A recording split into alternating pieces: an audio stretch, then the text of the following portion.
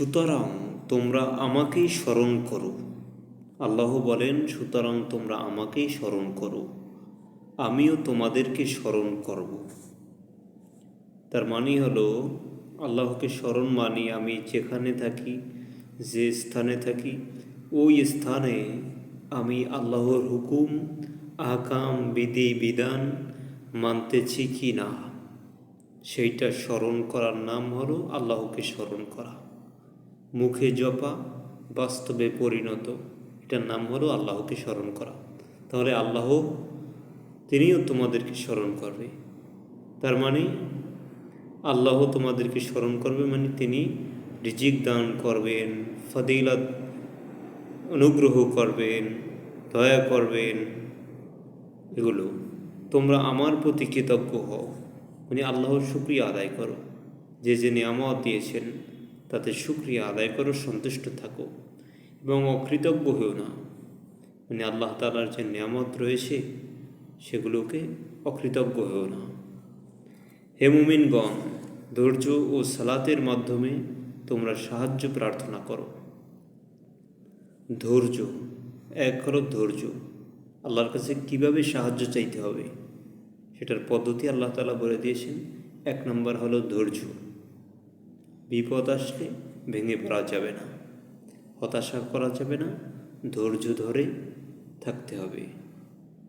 এবং সলাতের মাধ্যমে, আল্লাহর কাছে সলাতের মাধ্যমে বলতে হবে যে আল্লাহ, আমার এই সমস্যা, এই সমস্যা, সুন্দরভাবে একনিষ্ঠ হয়ে যে আবেদনগুলো নবী রাসূলরা করেছিলেন সেইভাবে করব। নিশ্চয়ই আল্লাহ ধৈর্যশীলদের সাথে আছেন। যারা ধৈর্য ধারণ করে তাদের সাথে রয়েছেন আল্লাহ সুবহানাহু ওয়া তাআলা। তার মানে বিপদে ধৈর্য ছাড়া যাবে না, ধৈর্যহারা হওয়া যাবে না। আল্লাহর পথে যাহারা নিহত হয় তাহাদেরকে মৃত্যু বলিও না, বরং তাহারা জীবিত, কিন্তু তোমরা উপলব্ধি করতে পারো না।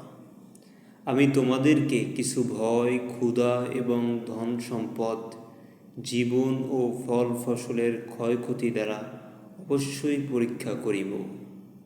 আল্লাহ তাআলা মানুষকে পরীক্ষা করবেন কি দিয়া?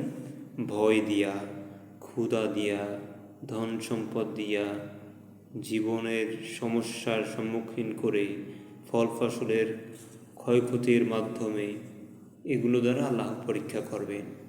তুমি সুসংবাদ দাও ধৈর্যশীলগণকে। তার মানে এই বিপদ যখন আসবে তখন যারা ধৈর্য ধরতে পারে, অন্যায়ের দিকে না ঝুঁকে আল্লাহর কাছে সাহায্য প্রার্থনা করে, তাদেরকে সুসংবাদ দাও। সুসংবাদ মানে কি? আল্লাহ সুসংবাদ মানে হলো জান্নাতের সুসংবাদ। যাহারা তাহাদের উপর বিপদ আপতিত হইলে বলে, আমরা তো আল্লাহরই, এবং নিশ্চিতভাবে তাহার দিকেই প্রত্যাবর্তনকারী। মানে বিপদ মুসিবত আসলে পরে যেগুলো বলা হয়েছে, ভয়, ক্ষুধা, ধন সম্পদ, জীবন, ফল ফসলের ক্ষয়ক্ষতি দ্বারা যে পরীক্ষা আল্লাহ করেন, তখন ধৈর্য ধরে বলতে হবে, ক্বালু ইন্না লিল্লাহ, নিশ্চয়ই আমরা আল্লাহর জন্য, ওয়া ইন্না ইলাইহি রাজিউন, এবং আমরা তারই কাছে ফিরে যাব। তাহলে আমরা এখান থেকে কী পেলাম? যে কোনো বিপদে মুসিবতে আমরা ধৈর্যহারা হব না।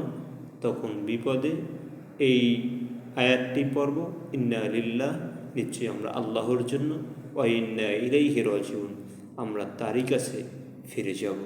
আল্লাহ আমাদেরকে বুঝার তৌফিক দান করুক।